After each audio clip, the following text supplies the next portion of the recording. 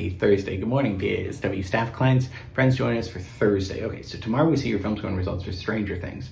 Great job. Everyone did it. Everyone's an award winner, a winner.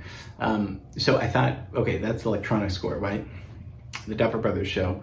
And we looked at the synthesizers they used and all that kind of stuff. So now we're going to review a composer, Juilliard trained, but went into so many different jazz, big band stuff, but made electronic music sound musical. That's his big thing. How do you do that? How do you just have random electronic sounds? It's not going to sound that interesting, but you have to give it, so he was brilliant. So let's take a look at Raymond Scott.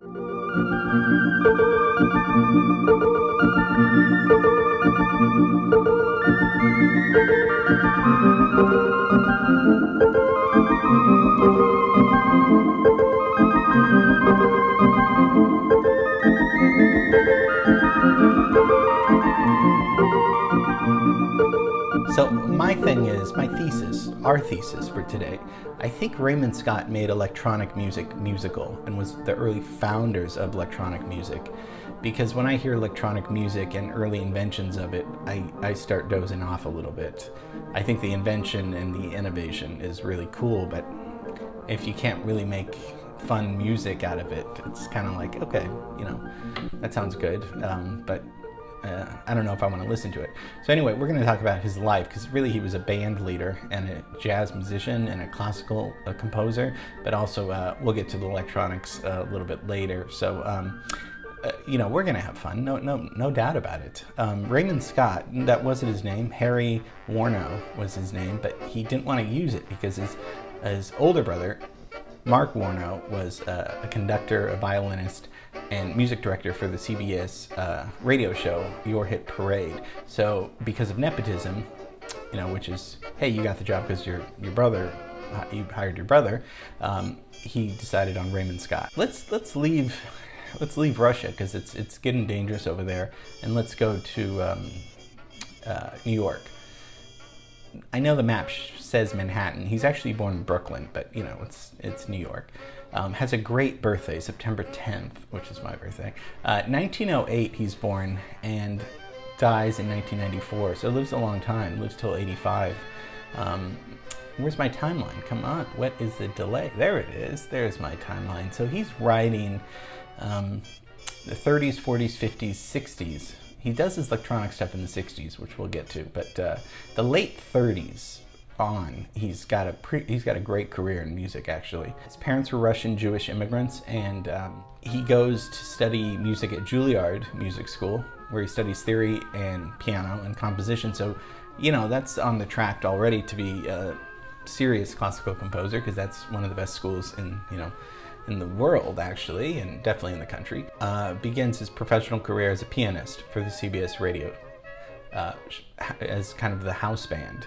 In 1936, he assembles a band, from the CBS people, calling it the Raymond Scott Quintet. Even though it was 6 people, he didn't want sextet, because sex has nothing to do with sextet. But he thought that would get people's minds in the wrong direction. I don't know why, because, well, I guess I do know why. So anyway, it's a 6 group, but, and they start doing swing jazz music in a way that's different than Duke Ellington's doing it.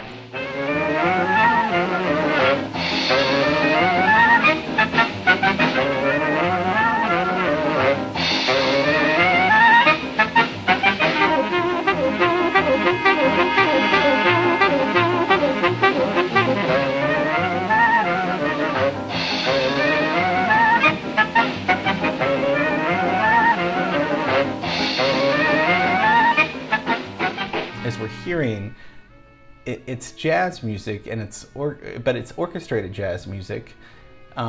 He didn't really allow for improvisations. If he did, he would let them improvise, but then after that, he would make recordings of it. And the way he would write his music would be all by ear. So he wouldn't ever write on paper. He would write, which is interesting because, he had the training to completely do it on paper, but he would write not on paper, but using his band. So he would hum phrases to the band and to his sidemen, and demonstrating, and that they would do riffs off of that and rhythms on the keyboard, instructing players to interpret his cues.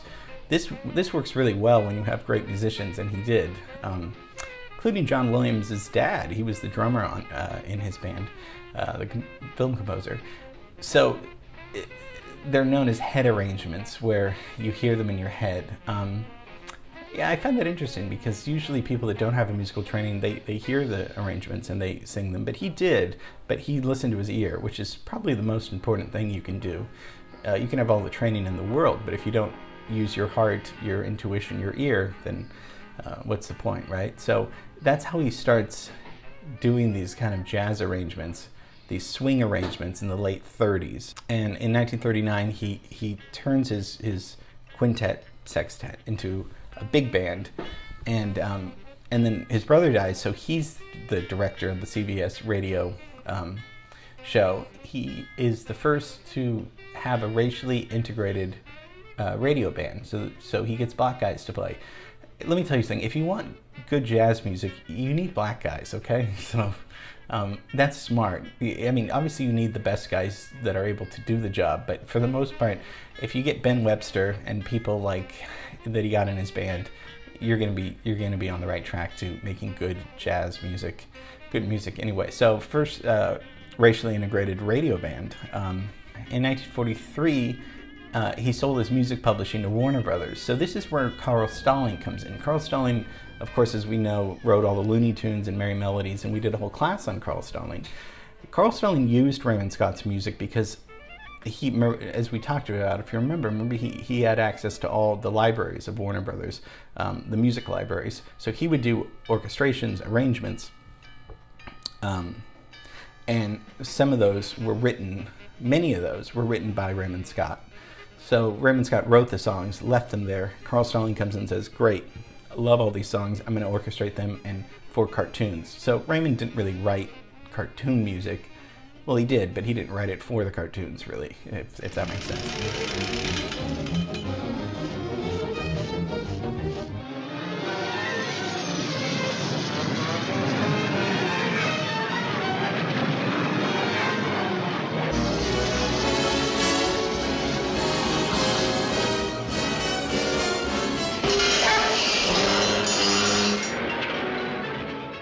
But had a high profile, good paid job. I mean, through CBS, and but it was just a day job to him. He really wanted to finance his electronic music, and this is where it comes into his Manhattan research project.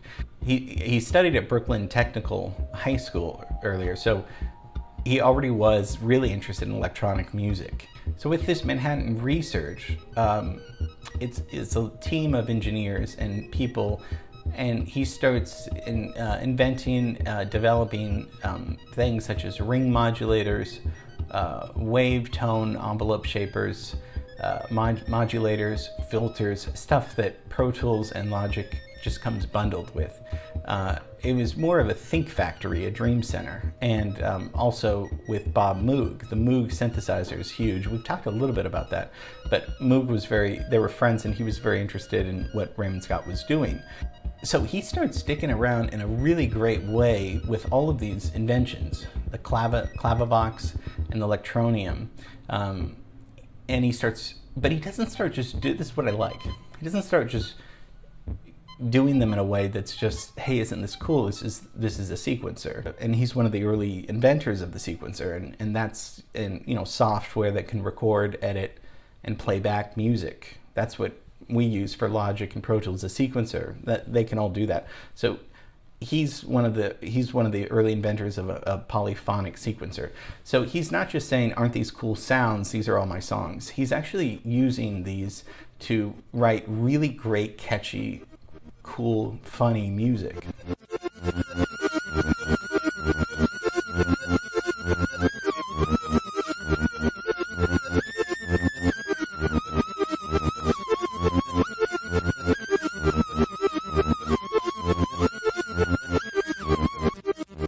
And he credits himself with creating the first self-composing synthesizer.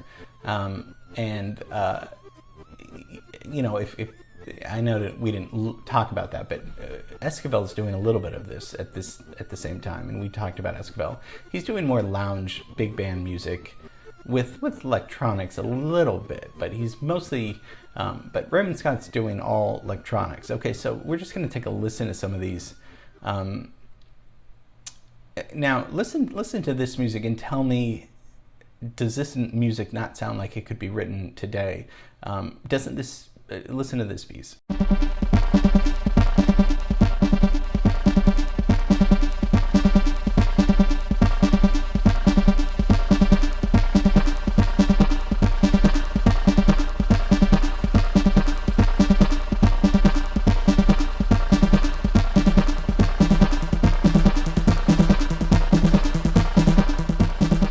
To me, that's dance music. I mean, if you played that on the radio today, that's dance music, right?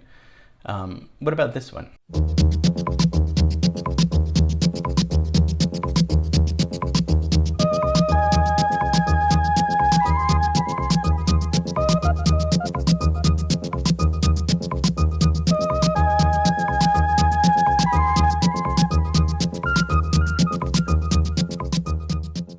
I hear early hip-hop influence right there.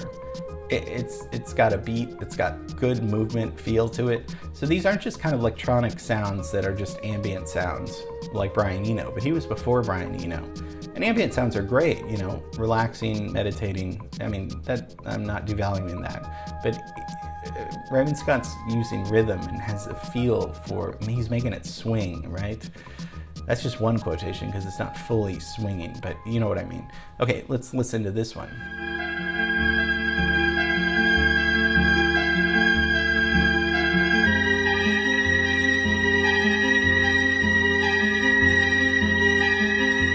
That's a film score, right?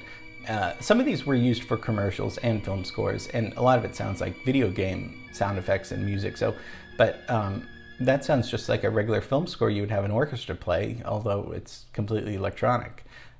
Okay, what about this one?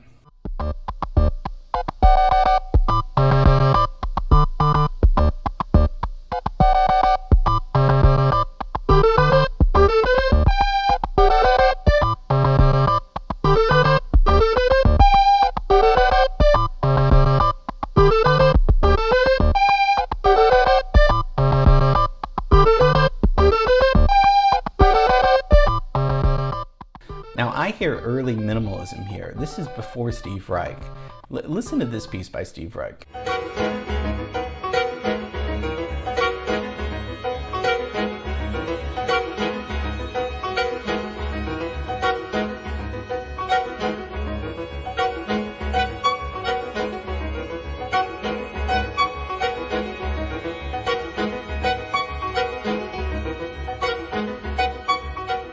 That's Octet by Steve Reich, and that's 1979.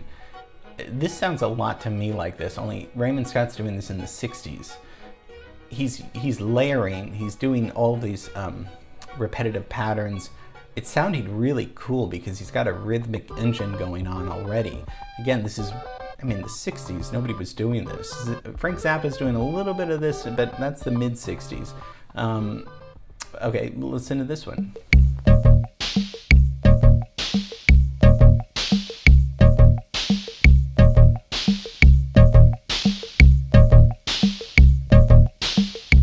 Again, more kind of hip hop, right? I mean, and we talked about Beck. I mean, Beck would definitely use these sounds today. What about this one?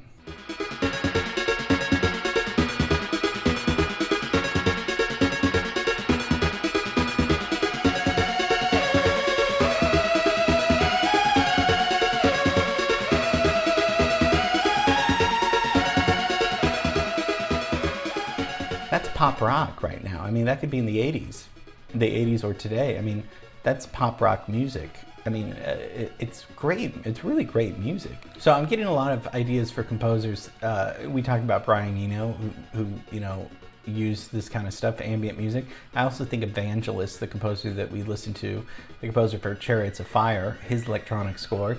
I like that Raymond Scott's using electronic music to create music and not just electronic music hey, this is cool, these are electronic sounds, because, you know, that's great, but that's, to me, sometimes that's not music. You know, I mean, this is subjective, of course, but he's really making music swing, making music happen, making it fun, making it interesting to listen to in the 60s, way ahead of his time. So just wanted to share a little bit of Raymond Scott, thought he deserved a shout out in a class. So crazy, I mean, American composer, but he was a band leader, and he was produced records, pianist, you know, classically trained, but then invented all of these great electronic instruments, and just a massive talent. And I wanted to just kind of show you electronic music, early electronic music, going back to Raymond Scott, because of course without Raymond Scott we probably wouldn't have a score like Stranger Things.